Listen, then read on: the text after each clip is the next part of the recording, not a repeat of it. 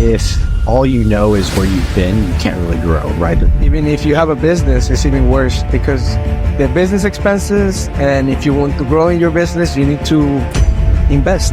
You need to use money. Yep. Like how life, it's a game. Because for me, it's like a simulation. Here we have Cody, full-time entrepreneur, travel hacker, making hundreds of thousands of dollars in business funding. He is the owner and founder of Infinite Living. This is a company dedicated for credit services and credit education. And today, he's going to reveal his whole journey.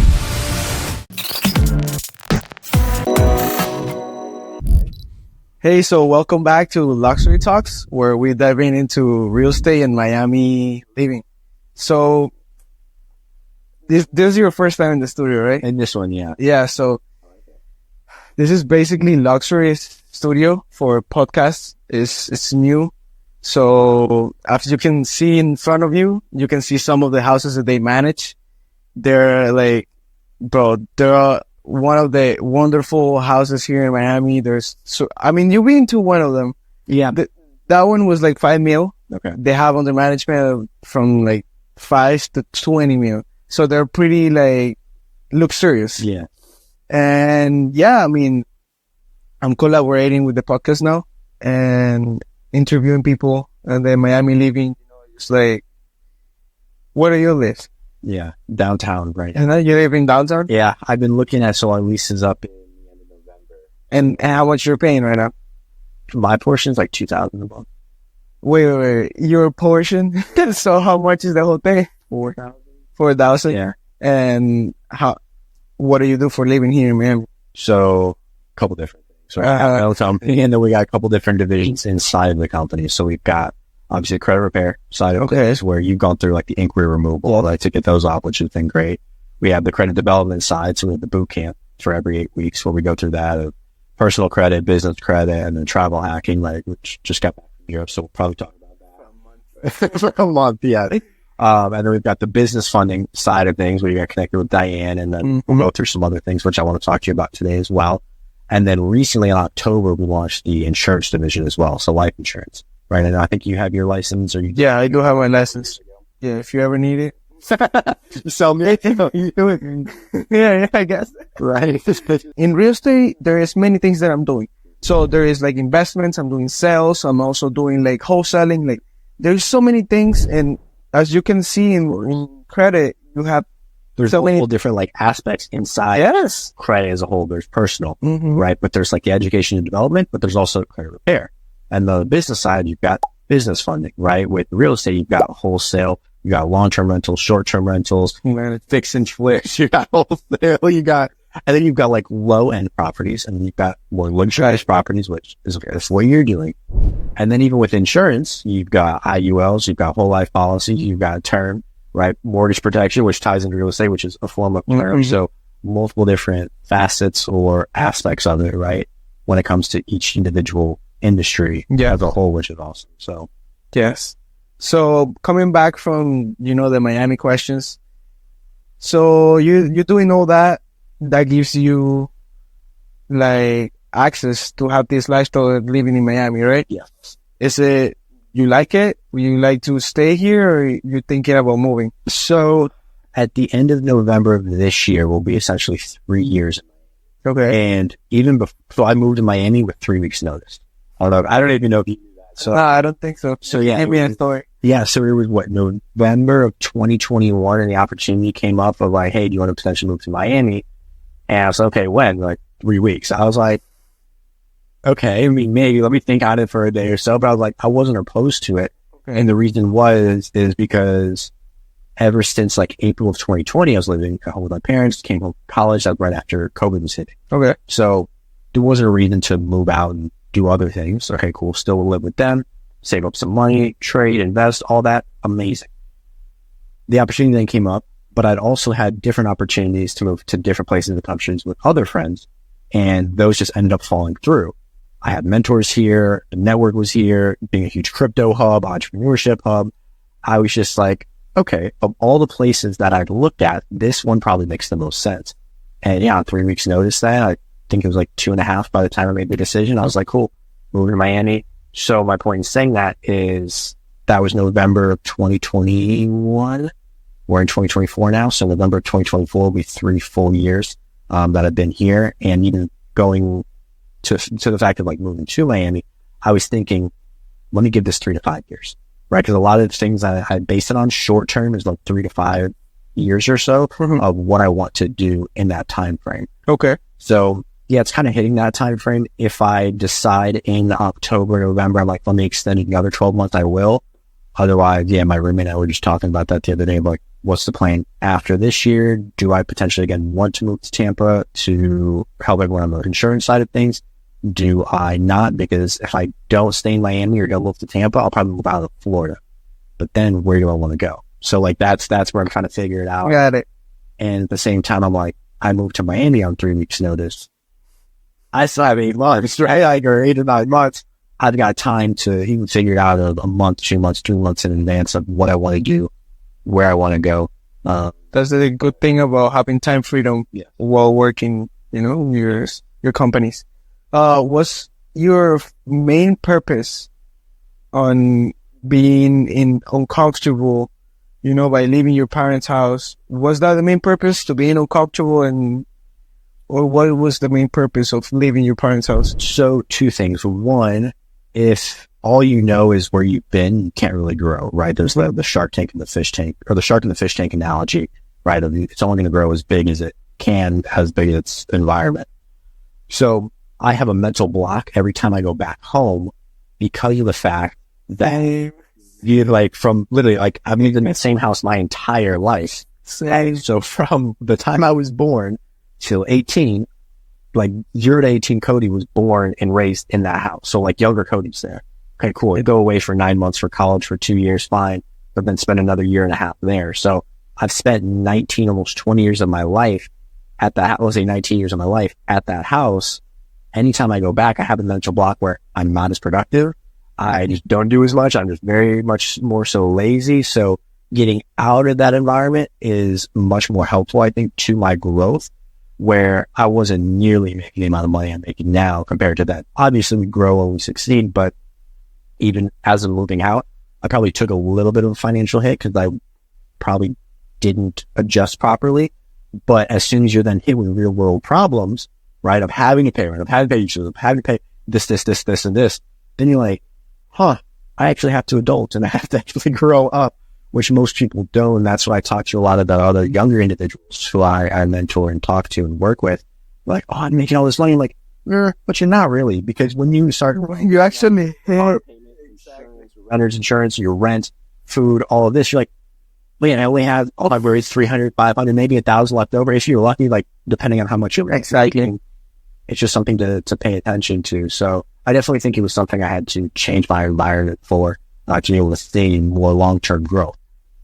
And when saying that, it definitely hurt my income originally, because I was like, I thought I was okay making only X amount, but I actually have to make twice that, right? Or a little bit more, or whatever it is. And then there's definitely been the ups and downs of entrepreneurship, as we both know. Yep. But it's definitely been worth it at the end. I mean, even if you have a business, it's even worse, because the business expenses, and if you want to grow in your business, you need to invest. You need to use money. Yep. So yes, I talked to a lot of my employee friends, and one of them in particular, he does solar, right? But and he makes good money, about 10, 12K a month or so on average. He's had higher months of 18 to 20. Oh, congratulations, right? Amazing. Why? But, our age is 23. Okay. So he just turned 24 on Saturday, actually.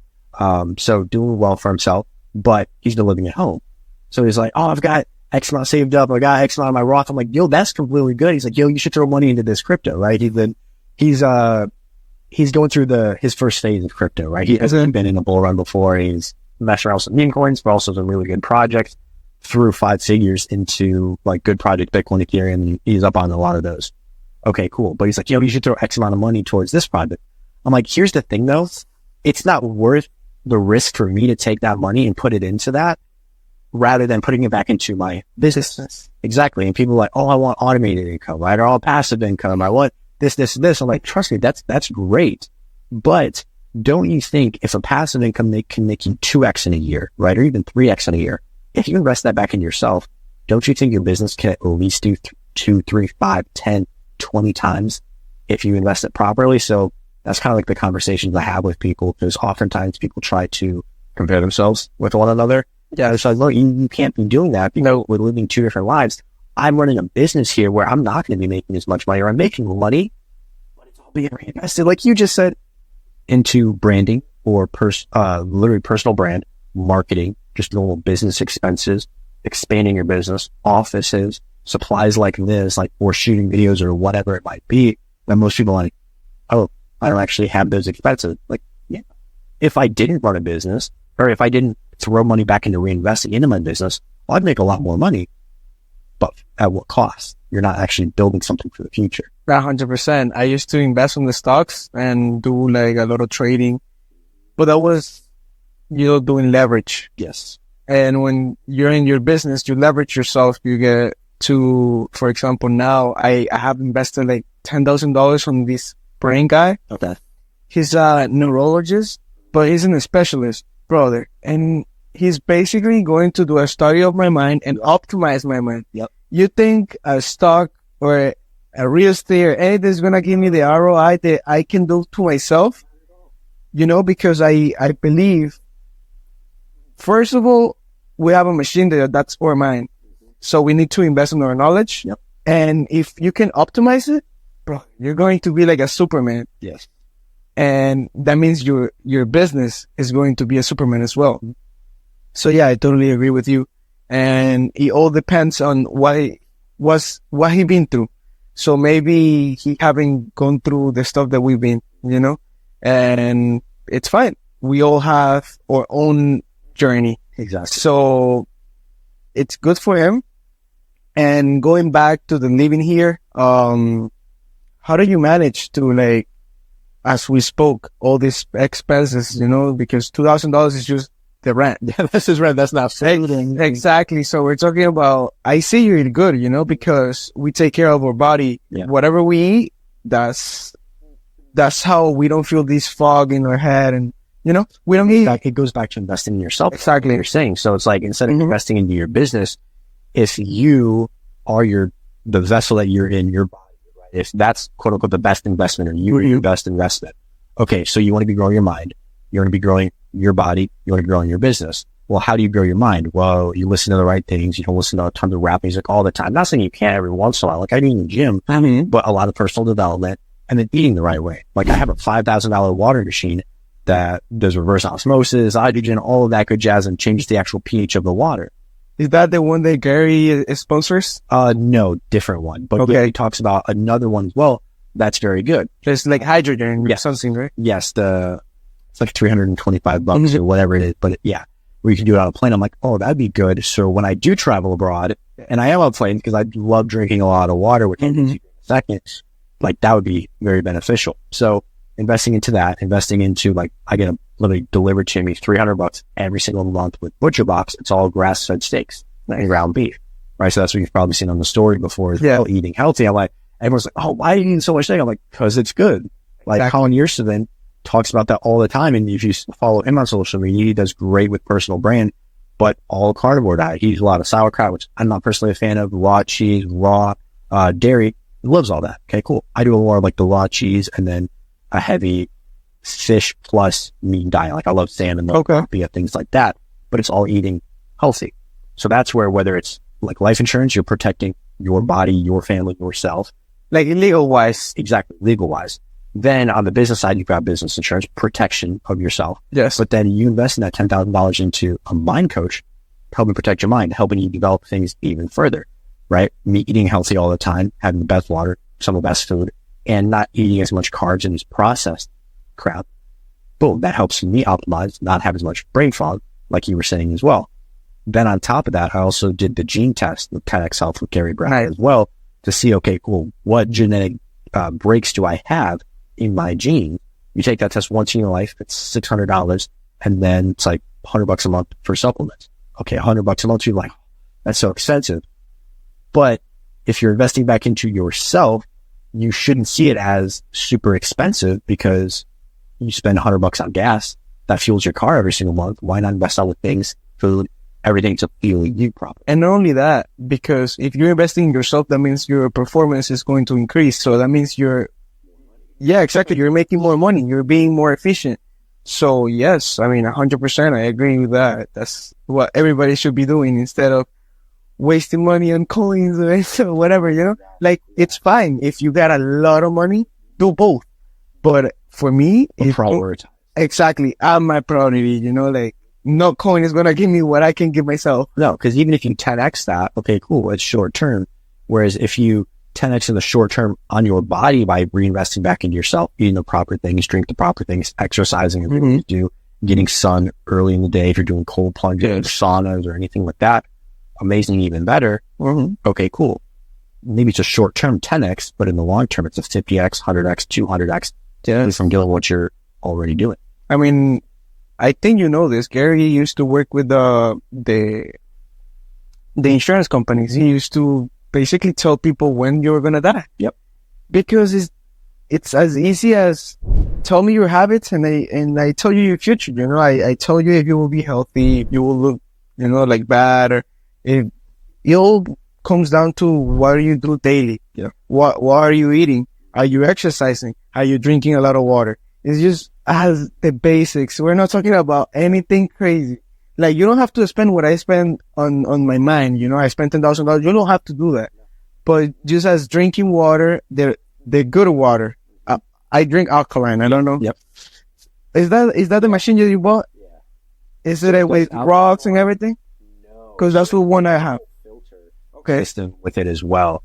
So it's a whole filter, reverse osmosis, plus turning it alkaline. So you can change the pH of the water as well. So anything from like lowest is 2.5 up to 11.5. So like the 9.0 is the best drinking water. They've got like 7.0, which is better for like babies when they're first starting to drink water. There's 8.5. I think it's 8 for like coffees and teas, right? 8.5 is a decent drinking water, but it's more like boiling water. Got it. Then the 11.5 is great for cleaning your vegetables. So it takes all the pesticides off, where I'll take a video of this with fruits and vegetables later. And if you clean it and like let it sit for 10, 15, 20 minutes, you'll start to see if you pour that water into a clear glass, the water won't be clear, it'll be yellow, because it'll literally show you all the oils and pesticides that it was able to take off of it, which is crazy. What the hell? Yes. And that's at the 11.5. So not only can you do that, but for your skincare then as well, is use the 11.5, wash your face off, but on the other hose that comes out of the machine, use the 2.5, right? And then use that on your face. And then there's the 6.0. That's the beauty water. So that like hydrates your face. So you do that 3-step process, and it's great as well. And that's not just drinking. That's for beauty. That's for all these other things. You can even use it as detergent for like that 11.5 because it cleans all this, and it's also water. So I think it's a great investment. I think it's one of the best investments I made. Yeah, you can buy it outright, or you can do a payment plan. So it's super awesome there. I'm not trying to pitch it, but it is great. But again, taking those things to invest in yourself, because most people are like, why are you spending $5,000 on a water machine? But don't realize, okay, well, how much do you spend on bottled water every single year if you're going out and buying it from the store, the cases or whatever? Oh, I spent a couple $100 this year. Okay, cool. So what about in 3 years, 5 years, 10 years time? This machine, you can just keep using it over and over. Let's go even further. Like, what it's doing to your body. Like, it's going into in a water bottle, and the water bottles, they were manufactured, let's say, in Arizona, and they came all the way here, you know, through the sun, and the sun being hitting the bottled water. So it's like, it's so bad for your body. That shit is sitting in a hot warehouse. Yeah. Like, not even just besides transportation. Yes. And you know, if you've ever looked at the water bottles, right? If you go in the fridge there or whatever, it'll say the expiration date. People are like, how is there an expiration date on a water bottle? It's not for the water, it's for the plastic. Yes. And it's like, on average, I think it's around like 18 to 24 months, so almost 2 years that water sits before it then ends up getting to us as the consumers. So it's like, if you buy a bottle of water, it's 2-year-old water. Yep. It tastes crazy. Gross. Like, and you got microplastics in it, and then like, it's crazy. You could go down that whole rabbit hole. And it's crazy. I feel the difference when they tried a water bottle and my water. I feel the difference. And so the biggest thing that I saw was, I didn't see a difference right away, But once you start drinking the better water, when you can taste it, you can taste how different it is. I know. That's what I'm saying. Disgusting, right? Yes. And that's what even in Europe has definitely better water in the US, even tap wise. So like when I was in Europe just now or a couple of weeks ago, we were in like Lake Geneva. We did Belgium. We did Luxembourg, went through Luxembourg, Liechtenstein, Switzerland. But in Switzerland, they have great water, right? So you know the water bottle company Evian? Yeah. So Evian, we went to Evian in France. So we're drinking tap water, but it's not like drinking tap water here in the US, which is contaminated and everything. No, like I tasted, I was like, just tastes like pretty good water. Yeah. We're good. Especially there, other places in Switzerland, right around Lake Geneva. But just seeing how you can literally taste the difference between bottled water, which is in plastic, versus glass, but then also like spring water, Dasani, which is the worst water ever, and how they put salt and other things in there to make you drink more. But even just different tap water across the country, and you can start to taste the difference. That's why I try not to drink tap water. On everything. I mean, just coming back to the basics, everything, it's like the water and the food that you're eating, it's important. So you can be in a high frequency at the end of the day. Yes. And be more productive and, you know, being taking care of you. That's how you can live longer. Because think about it, I talked to a couple people. I don't know anything about cars, right? I know you like your cars, everything, but like I talked to other people like, oh, I threw X amount of money towards this part and this part, and I'm up in this car. I'm like, cool. What if you did the same thing with your body, right? Because the house that you live in or the apartment you live in is temporary, right? The car that you don't even own is temporary. You don't own any of those things. Most of them you rent, and or even if you own it, you don't. Nope. I don't know if you actually know how like the system works with real estate. You're saying with like the no real estate. I'm talking about money in the United States, brother. I just figured not so long ago how like money is literally a note to pay debt. Yeah. So it's not even real. So you don't own anything. Already debt. Even if you own it, you don't. Like what the hell? So it's like it's really backwards. So a really good book, if you haven't read it yet, is The Creature from Jekyll Island. No, haven't. Very good book. It talked about how the Federal Reserve was created. Okay. And you could go down the whole conspiracy side of things with like Titanic and how that was a deliberate effort because... Have you read your social in the back? Oh, what it says on the back of your social? Yeah. Sort of how it's property of the Social Security Administration, which is part of whatever government agency. But you know that they give you these numbers and everything when you're born, and basically everything is like, you have to do it. It's not by choice. You don't have a choice. You have to just do it. It's because, okay, think about business. You have to plug it into the system. Yes. Not choice. Think about how businesses would set everything up. Okay, when you set up your LLC, what's the first thing you do? Well, you go get your EIN. Mm-hmm. Why do you get your EIN? Well, you need to register so you have proof of everything. It's like your identification number is the exact same thing. But most people don't even understand that the United States is a corporation. So here's where we really go down the rabbit hole, right? So the United States Corporation, which is how we operate everything, is located in the United States of America, but they're two completely separate things. On top of that, most people think that Washington, D.C. is part of the U.S. It's not. It's its own district. Meaning, watch this. So the United States Corporation is owned by Washington, D.C., which is not part of the United States of America. Boom, there's one. Okay, cool. So now the United States, technically Washington, D.C. is the military superpower of the world. Everyone knows that because going back to the dollar, what props up the value of the dollar? The military industrial complex. Wait, there's more, right? It gets so crazy. So we are the military industrial complex of the world. We are the military superpower of the world, Washington, D.C. Now, what is the banking capital of the world? London. So the Bank of London owns Washington, D.C., right? Okay, cool. Well, guess who owns the Bank of London? The Vatican. So watch this. So the Vatican is the religious superpower of the world. The Bank of London and England are the banking and the money powerhouse of the world. And then you've got Washington, D.C., which is the military superpower of the world. So those three things, banking, religion, and military and war. Those three things control the world. And it's the Vatican, the City of London, or the Bank of England and City of London, and then Washington, D.C. And it's controlled. Correct. Like, they control it. The City of London isn't part of England. It's its own entity, just like the United States and Washington, D.C. are two separate things. mind blowing, and nobody knows that. Like, and if you look into it, look at like the Washington Monument, like the obelisk. Same thing in England and in London, and same thing in the Vatican. Why? Because they always have to pay homage, and like there's a whole other thing. Without going down the rabbit hole completely, just understanding that those three superpowers run the entire world. For me, it's mind blowing. Like, once you figure the money is not even real, it's like, wow. So it's just created by thin air, literally. Just printed. Yep. Although the entire monetary system is broken, that's why you have the Dave Ramsey's that are like, oh, save money and you can do this, that, the other. I'm like, no, Robert Kiyosaki is against that. Ryan Pineda, Grant Cardone, everybody in the success that, right? We want to take on more debt, but we want to do it in a proper manner. Because think about it this way.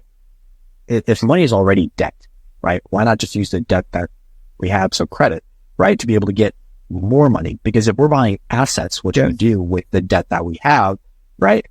The money itself is getting devalued due to inflation, right? So $1 this year is worth 94 cents next year, or 90 cents next year, depending on how bad inflation is. Meaning, if we're saving money, we're still losing money.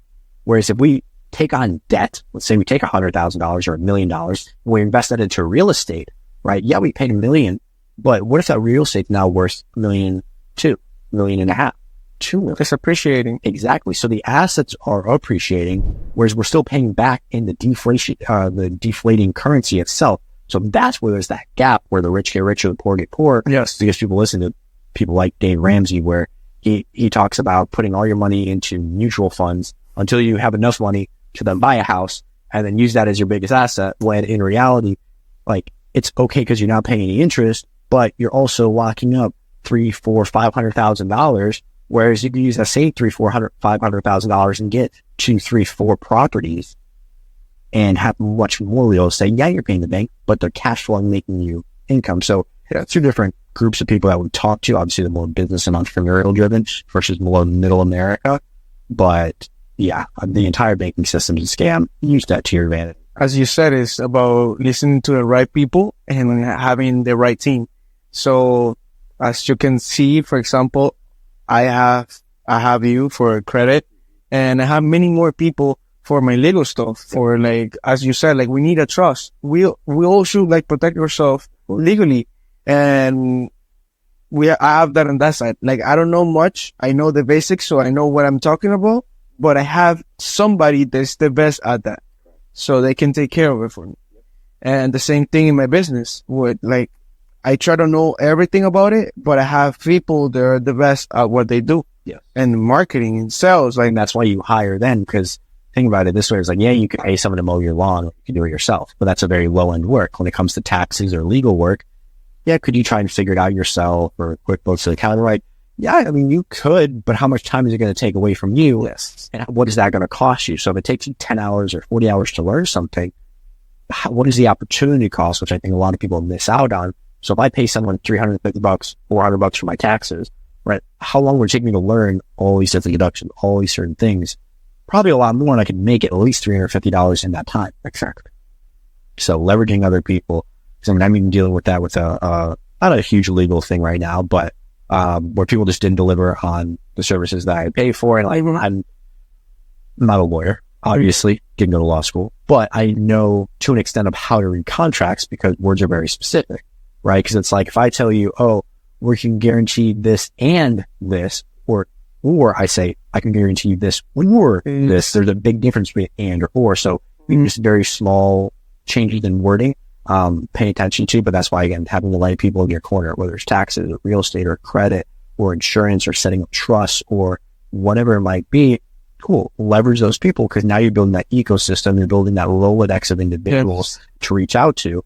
And then if I need someone for legal or for taxes or whatever it might be, hey, do you know a person for this? Yeah, let me get you connected. Boom. Now it helps that person because they now have business. It helps me because I'm solving my issue. And a lot of the times, what that business owner or the other individual will do is throw a little bit of a kickback, like for doing saving a little referral. For me, the most important person in this team that I'm talking about is the mentor. Just as you said, they already have experience. They already been through the mistakes. the trying and error. So for me, the mentors are so important. And right now I'm writing a book, and I still don't know. I haven't figured out the name. It got many names. It was going to start about, the glitch in the game of life. And it's going to talk about a game, like how life, it's a game. Cause for me, it's like a simulation. So it's going to talk about like how a game is played, going through levels, 1, 2, 3, 4, 5. How do you do that? By practicing every day. That's how you master level 1 and you go to level 2. Same thing. And cheat codes are mentors. Yes. Because they can help you progress. They can sometimes help you skip levels. Yes. But more often than not, it's not that they're going to help you skip levels, but they'll help you progress through those levels much quicker. Exactly. Because there is not a way to skip a level. You always have to go like day by day. You can't, just think like you're going to become a millionaire from being nothing. You know, there is some people, they already have the mindset because of the parents or stuff, but there's people that they don't. It's everybody have their own journey. Yeah. So it's basically about like getting a mentor in your team will fast track your journey. So like crazy. 100%. Because I was talking to someone the other day about, should I go to school or should I pursue work and entrepreneurship or whatever it might be, sales, let's say, right? I'm like, okay, well, think about this. If you go to school, and I think I was talking to him, I was like, what school did your sister go to, or did you go to in-state or out-of-state? He was like, out-of-state. Okay, cool. Well, that's much more expensive. So let's say in-state tuition is $20,000 to $25,000. Well, out-of-state will be probably $40,000, $50,000. Mm-hmm. So even if you spend, let's say, $20,000 going to an in-state school or $15,000 over the course of 4 years, that's $60,000 to $80,000. Yes. Do you think you're going to earn much more or learn much more by going 60 to 80K in debt in school from someone that doesn't have results? Or would you rather take that exact same amount of money, maybe even half of that or much less than that, invest it into a mentor in real estate or in e-commerce or in insurance? Whatever industry they want to pursue. Whatever that industry is, don't you think if you take that exact same amount of money, they can help you progress much faster with it? And it's not even about making as much money as possible, because if money comes fast, it doesn't last. If it's slow, it'll grow. That's a big saying I go by. But more importantly, like, you have that mentor in your corner, whereas with a professor, you might have them for a semester. So you have them for 3, 4, 5 months maybe, and then they're gone unless you build a good relationship with them. Whereas a mentor, yeah, you pay them once or twice or monthly or whatever it is, but they keep helping you. They keep helping you. They keep helping you. They know you from when you first got started at 18, 19, 20, 21 years old, whatever it might be, to 23, 25, 30 now, or whatever it is. And guess what? Now they go from a mentor-mentee, essentially business partners, right? Because they've helped you progress in what you're looking. And yeah, I mean, I agree. You know, I believe we never graduate either. We always have something to learn. So if there is a way you can have a professor for life that will help you in your business, personal, anything. So I will tell him to go to, entrepreneurship and pursue whatever he wants, like whatever industry he wants, find a mentor and level up. Basically practice every day. Whatever you're doing, there is books. Whatever you're doing, you can do a ton of research and learn about it.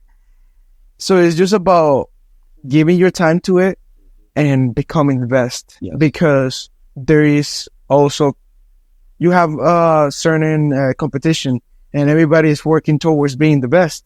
But if you stay concentrated, you do everything like right, you know what you have to do. You know, you need to wake up and do your thing and then get to work. What is get to work? Well, if you don't know anything about your industry, learn about it. Do a research. Books, courses, videos, so many things right now. In-person events and virtual events. There's so many things. We know there is no excuses. No, people say, I don't know what to do. Oh, watch this. There's this amazing thing out there. It's 6 letters long. It's called Google. Right? You go to Google, you type in your question. Guess what? We have even better now. We have GPT.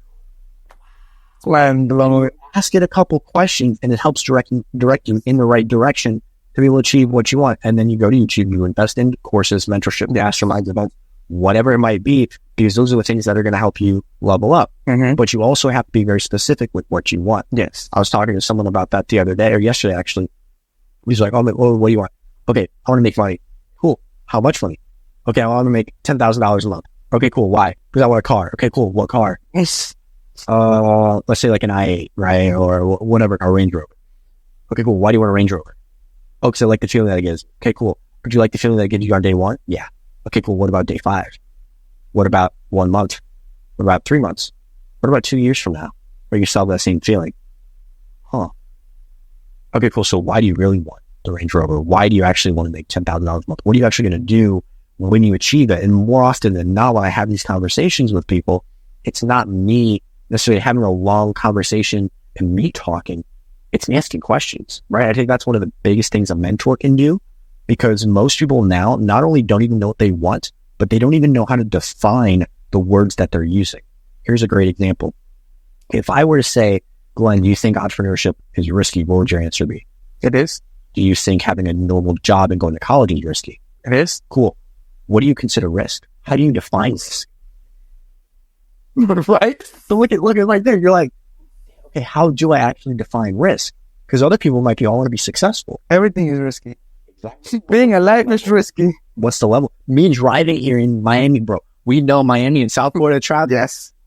That's some of the worst in the country. Like, what is risk? Okay, cool. Well, everything's risky. Now you just have to gauge what level of risk is it. Oftentimes people want to say, oh, I want to be successful. Okay, cool. How do you define success? Most people can't even define the words that they use. And that's why I think, again, a mentor, one of the biggest and best things that a mentor can do is ask the right questions. Because oftentimes when they do, I don't even have to say anything of, oh, you need to do this. You're going to figure out what you need to do simply by getting asked the proper questions, because now you start to think. Most people don't think. Most people don't mastermind, like we just talked about a minute ago, with themselves. Most people don't brainstorm, right? You go back to elementary or middle school, like, oh, brainstorm this and this idea. Cool. Have you ever written out what you actually want to do? Have you written out your idea? Not even written down. Just sitting down for a moment and without having your phone, without talking to anybody, without listening to music, just thinking, just listening to your thoughts. Like, as simple as that. You know, just going while you're driving. Instead of listening to music, you can listen to a pod, you can listen to an audiobook, or you can listen to yourself. It all depends. Like, I don't tell people like, oh, you have to like read and listen to audiobooks every time. No. Sometimes you need to listen to yourself. Sometimes you have listened too much to an audiobook that you won't even remember what you listened to. So now you need listen to some music. But it all depends. It's a balance. And you need to know what to do at the certain moment. But you need to listen to yourself. That's really important. Yes. So one of the things I like to do is I'll do like 3 to 6 months of like heavy grinding work, personal development, audiobooks, all these things. And then I'll take a week and a half where when I take a vacation, or more of a trip, not a vacation, because I define a trip, as like you're still working, you're still traveling, you're doing things. Whereas a vacation is like, I'm going to just lay on a beach and not do anything, right? Not work, not do any of that. Whereas like when I go to Europe, I'll travel around, we'll see different castles, we'll see different things. So it's more going around and doing things while still working at night because of the 6-hour time difference, 5 to 6 hours, but having structure there. So when I say that, let's go back to your thoughts really quickly, right? So I'll spend 3 to 6 months of just heavy grind work, and I'll say 10 days, or in this case, a month, right? Where relaxing, but I'm not doing as much personal development, because what that does, it gives me time to think, right? Because most people just don't spend time thinking, and they think, oh, why do I feel bad all the time? Why am I not achieving what I want? Why am I not getting the results? Well, your thoughts control your feelings. They don't even think why. No. They just drink, or they just try to escape. Like, they don't even try to figure it out. Why is that happening? Why they want this? Why they want that? They just escape. Yes. Whereas what they should be doing is focusing on their thoughts. Because when you focus on your thoughts, you understand your thoughts control your feelings. You're like, oh, this is why I'm feeling this way. And then guess what? Oh, because I'm feeling this way, this is why I'm taking those actions. Oh, because of these actions, going out, partying, drinking all the time, doing whatever it is, or just blowing money and not investing properly back into my business, that's why I was getting these results. Because your thoughts control your feelings control your actions control your results. So when you understand that, then you're like, oh, so maybe I do have to take that time, and whether it's meditate or just simply reflect on every single thing that you are actually doing. I don't think you really need to meditate. There is so many ways to meditate. I heard people, they use walk. as I said, silence. They walk by themselves, and you will have thoughts, you will have ideas. You need to listen to them, write them down, like just as easy as that. You can do yoga. I do yoga instead of meditating. I don't like meditating. I feel like, I don't know, I just can't concentrate. Yeah, no, I'm not huge on that. I really like yoga because you get to control your body, you get to stretch, you get to feel good, and the yoga instructor is telling you stuff, and it's amazing. You get to think also because you're not talking to anybody. You're listening to your yoga instructor, and then you're stretching. And sometimes they tell you like, oh, you have to breathe, I don't know, hold it, whatever. There is so many thoughts in those 5 seconds, brother. It's insane. Yeah. But again, choosing what works for you. That's going to be the big thing. I think most people don't understand in the beginning because they'll hear their mentor say, oh, do this or do this morning routine. And yeah, that can be good. But just because it's good for one person doesn't mean that's going to be the best thing for you. No, I need to admit it. I love saying affirmations and meditating. Like, hey, for me, that doesn't work as well. Could I give it more time potentially and more energy and effort? Absolutely. But if I've also tested something out for a month, 3 months, 6 months, not really seeing results, okay, cool. Guess what? You take it behind the line, you shoot it, get rid of it, try something else, right? It's about taking massive action on what you're doing and then pivoting, right? Changing, okay, course correct. Does this work? Does this not work? Okay, it works slightly. What can I change in this? Okay, so meditating doesn't work for me being Glenn, let's say, right? But, if I go do yoga, that is essentially my form of meditation. Now you found out what works for you and you're able to see much more results. We call it reflect on certain things and just be better overall. Yes, no, 100%. Yeah, but that's everything for today, and let's just wrap it up. Absolutely. I appreciate you for having me. Love the new studio. We'll definitely be doing this more. Maybe some in some of the listings like we had out prior. Yes. Beautiful, beautiful homes. And